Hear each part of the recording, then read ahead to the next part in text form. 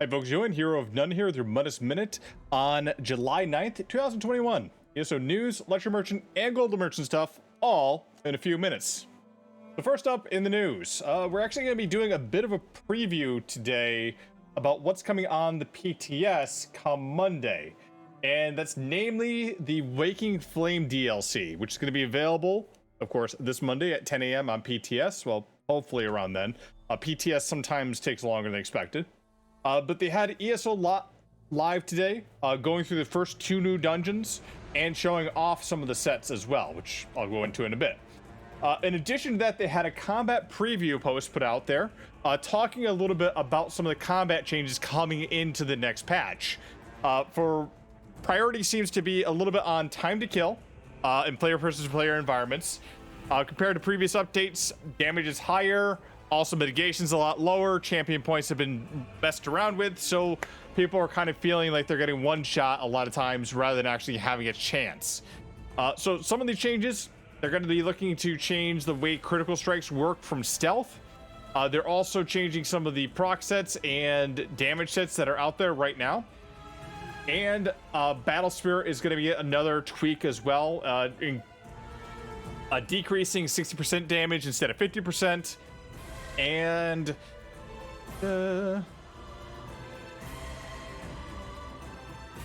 stealth breaking, invisibility, direct damage, crowd control such as stuns and mobilize, revealing effects with expert hunter is going to be reworked. Much of the focus is going to be on the end scripting of the abilities. They're adding new champion points, and they're changing prismatic weapons out as well as other Fighters Guild specific things here to make it so it's a little bit less vampire unfriendly to certain people. I'll leave a link down below. If you have questions about it, feel free to put in the comments there, because I know some people are not able to see the forums. There is a fix coming out for that shortly, next week sometime. Now, just gonna get into the next part here. I want to take a look at the new sets that are kind of come out here, and I'm just going to do a quick overview on some of these here.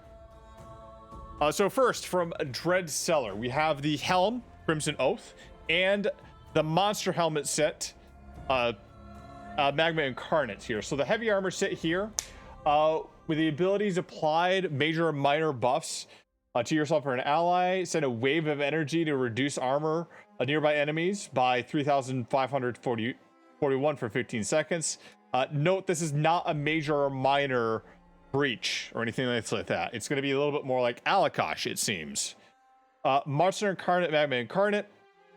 When you heal a group member with a single target heal ability, grant the lowest health group member within 28 meters with minor courage and minor resolve, increasing their weapon damage and spell damage by 215 and armor by 2,974 for 10 seconds. Deja energy will bounce us to the nearest group members within 3 times, applying minor courage and minor resolve for 10 seconds. Effect occur once every 15 seconds. So a bit of a healer set there. And the next set's coming out.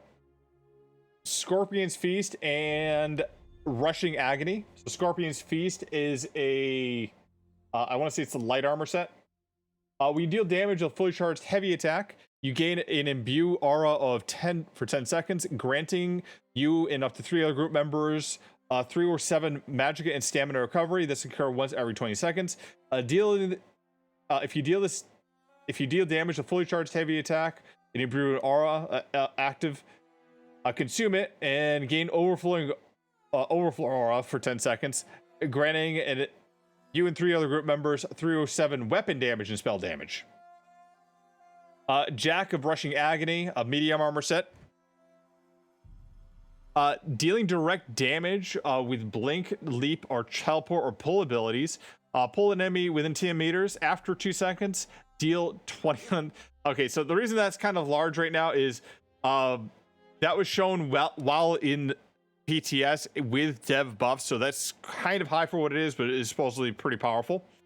But it damages all enemies within 7 meters. The effect can occur once every 8 seconds and scales up based on your higher weapon or spell damage. So that seems to be another like kind of I want to say like a vicious death type of build here. Now, I think it's Rose Petal or Red Petal Bastion. The Monster Helm set is a prior terrific. Direct damage with the area effect ability. With an area effect ability, with a will create a 6-meter shadowy whirlwind below you and your enemy for 7 seconds. Enemies within this whirlwind take a lot of damage, which is again a bit higher because of dev buffs.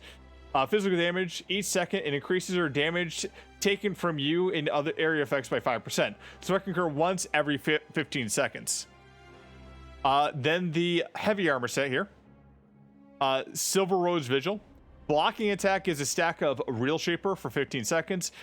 Getting 1 stack every 0.05 seconds. When you reach 3 stacks, you consume them and launch necromantic energy at your attacker, dealing a lot of magic damage and applying major maim for 12 seconds. It reduces the damage taken by 10%. Once we fire the necromantic energy, you cannot gain additional stacks of Reshaper for 12 seconds based on maxed health. And then the medium armor and the light armor set. The light armor set, Thundercaller here. Dealing damage to fully charged heavy attack will cause lightning to your target, dealing a bunch of shock damage and leaving a 4-meter lightning crater on the location for 6 seconds, dealing a bit more shock damage. That can occur once every 12 seconds. And then the Grizzly Gourmet medium armor set here. You can kind of get an idea of what this new dungeon DLC is going to be. Dealing light attacks grants you a stack of Baker's Delight for 5 seconds. When you gain 3 stacks, you create a street roll next to you for 5 seconds.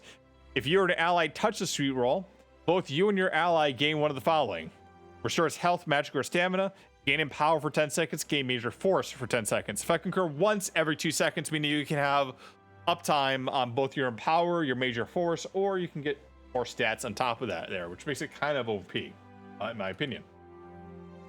So yeah, these are some of the new sets that are going to be coming out Monday in the PTS. Of course, those will probably change before they finally finish, but we have something to look forward to. Let's take a look at the Luxury Merchant and the Golden Merchant this week. So first up on the Luxury Merchant, a bunch of statues. Imperial, Dark Elf, Regattas, a nice little base for those statues.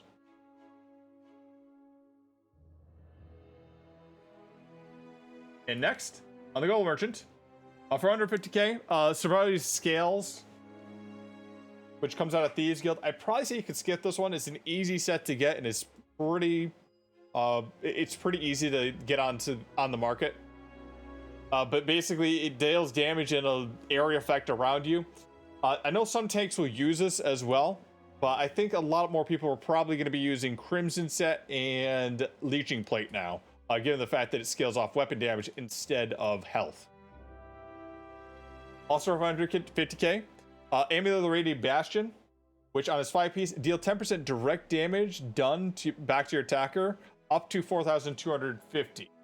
I don't know if it's good or bad, in all honesty. I don't remember which dungeon this comes out of. If you like this type of build, for the type of Thorns build, maybe you like it. I'd probably say that the Twin Sister set would be a little bit better, but that's my opinion.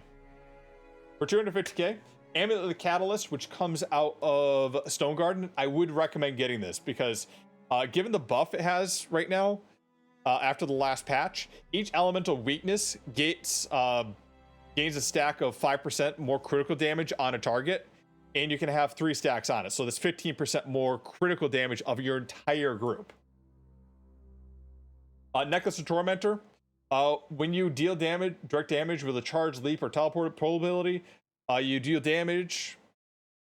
You get damage shield, and you also taunt your enemy here. So if you're doing an AoE taunt type of tank, this is actually pretty good. I can't remember which dungeon it comes out of, but I remember it's fairly easy to get. So maybe you don't want to get the gold version. But again, if you're being a tank, if you're doing tank builds here and you just want an AoE type of build, this works out pretty well.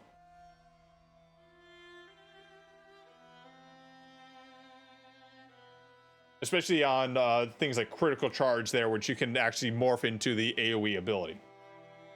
And then for 100k, you can get arm crops of the Troll King or Tremor Scale. I recommend skipping these. Go ahead, use your keys, and buy these instead. Both are not bad sets. Tremor Scale is used more for tank builds, and Troll King is used for healers, tanks in both PvE and PvP. You may want to pick up a pair, but again, spend the keys. I would save your money otherwise. Anyways, I'm Hero of None. That's the Mundus Minute. Sail on Tamriel.